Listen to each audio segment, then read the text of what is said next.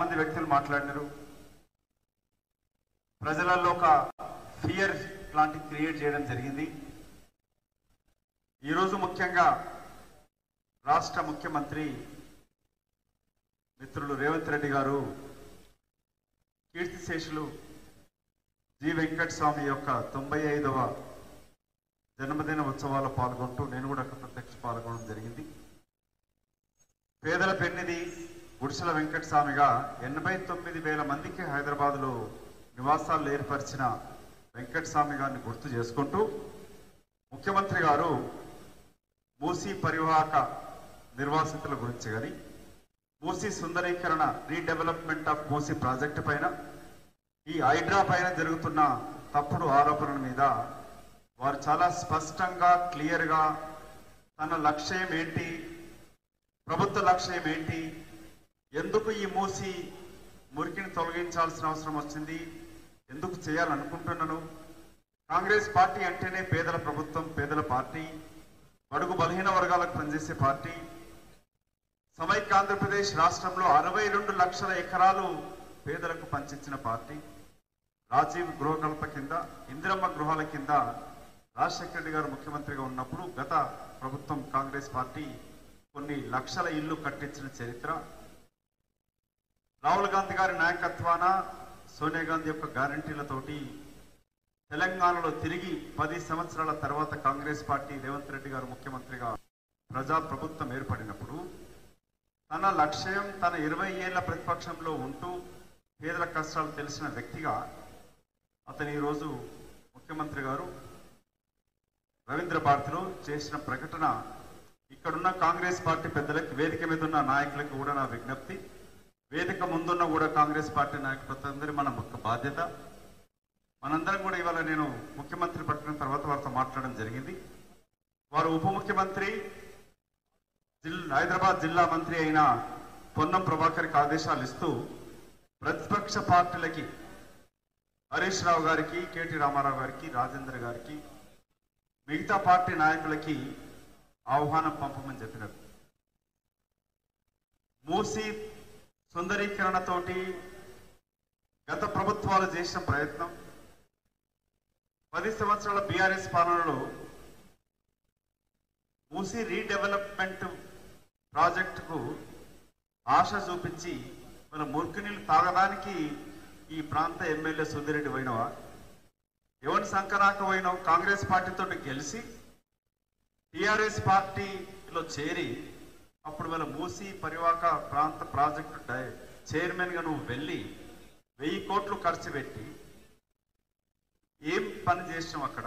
ఇక్కడ నాగోలు ఈ ప్రాంతంలో ఎలక్షన్ ప్రచారానికి వెళ్ళినప్పుడు ప్రజలు ఇక్కడ చెప్పేది ఏంటి, మూసీ యొక్క మురికితోటి, పొల్యూషన్ తోటి మాకు ఇళ్లలో ఫ్రిడ్జ్లు, ఏసీలు తగలబడిపోతూ ఉన్నాయి, మా ఇంటి పుస్తలు కూడా బంగారం కూడా నల్లబడిపోతూ ఉంది. నేను గతంలో ఇక్కడ ఓల్డ్ మలక్పేటలో ఉండేవాడిని. ఓల్డ్ మలక్పేటలో ఉంటే మూసీకి దగ్గర ఉన్న చోట దోమల బెడదతోటి అనారోగ్యం ఉనికోవడమే కాకుండా దాన్ని ప్రత్యక్షంగా చూసిన వ్యక్తి. ఇటు చైతన్యపురి కానీ, కొత్తపేట ప్రాంతం లేక అంబర్పేటలో నివసిస్తున్న మూసీ పరివాహక ప్రాంతంలో ఉంటున్న వేలాది మంది ప్రజలకి మా విజ్ఞప్తి ఏంటంటే, నేను ప్రత్యక్షంగా వాళ్ళతో ఇంతకుముందు రామరెడ్డి చెప్పినట్టుగా మొన్న చైతన్యపురి ప్రాంతంలో కాంగ్రెస్ పార్టీ ప్రతినిధిగా, ప్రజాప్రతినిధి వాళ్ళ దగ్గరికి వెళ్ళడం జరిగింది. ముఖ్యంగా ప్రతిపక్ష పార్టీ చేస్తున్న దుష్ప్రచారాన్ని తిప్పికొట్టడం జరిగింది. ఇవాళ సుధీరెడ్డి చిలక పలుకులు పలుకుతా ఉన్నాడు, ప్రజల సెగదగిన మాట్లాడుతూ ఉన్నాడు. నువ్వే కదా 10 సంవత్సరాలు ఇక్కడ ఎమ్మెల్యేగా పనిచేసినావు, గత 5 సంవత్సరాల నుంచి ఇక్కడ మూసీ పరివాహక ప్రాంతంలో ఉన్నావు కదా.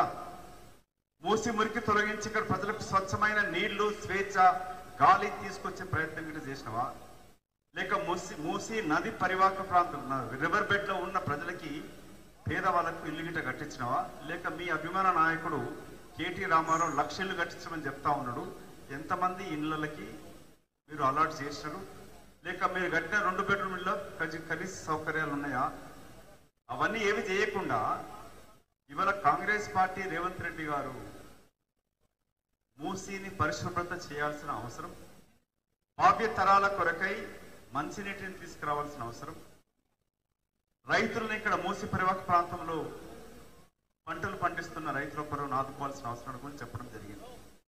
ఇవాళ వారు చెప్పింది మీ ద్వారా మరొకసారి నేను రిపీట్ చేస్తాను. ముఖ్యమంత్రి గారు ఏం చెప్పారంటే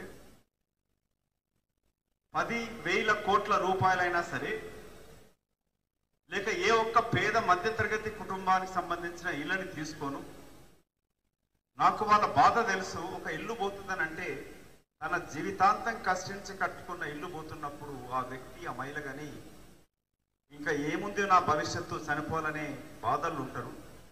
కాబట్టి ఈ సభాముఖంగా కీర్తిశేషులు వెంకటస్వామి గారి యొక్క స్మరించుకుంటూ నేను వాగ్దానం చేస్తున్నానని చెప్పడం జరిగింది.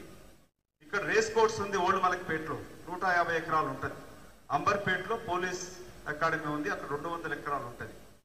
వారు ఇచ్చిన హామీ ఏంటంటే, ఒకవేళ ఈ మూసీ సుందరీకరణతోటి జరుగుతున్న ప్రాజెక్టులో ఇవాళ నిర్వాసితులు ఉంటే ఇల్లు పోయిన వాళ్ళకి ఇల్లు స్థలాలు ఇద్దామా, ఇల్లు కట్టిద్దామా, లేక నిరుపేదలకి గుడిసెలలో, రేకులలో, షెడ్లలో ఉంటూ మురికి బాధపడుతూ పిల్లలు చదువుకోలేక ఆరోగ్యం చెడిపోతున్న వాళ్ళకి ఎలాంటి సౌకర్యాలు కల్పిద్దాం, వాళ్ళకి 2 బెడ్రూమ్ ఇల్లు కట్టించడమే కాకుండా river bed, FTL and buffer zone, ఈ ప్రాంతంలో నివసిస్తున్న ప్రజలకి ఒకవేళ భూసేకరణ చేయాలని అంటే వారికి ప్రైవేట్ ఆస్తులు తీసుకోవాలన్నప్పుడు ప్రభుత్వం, కాంగ్రెస్ పార్టీ యూపీఏ ప్రభుత్వమే, సోనియా గాంధీ గారు, మన్మోహన్ సింగ్ గారు ఉన్నప్పుడు రాహుల్ గాంధీ గారి యొక్క నేతృత్వంలో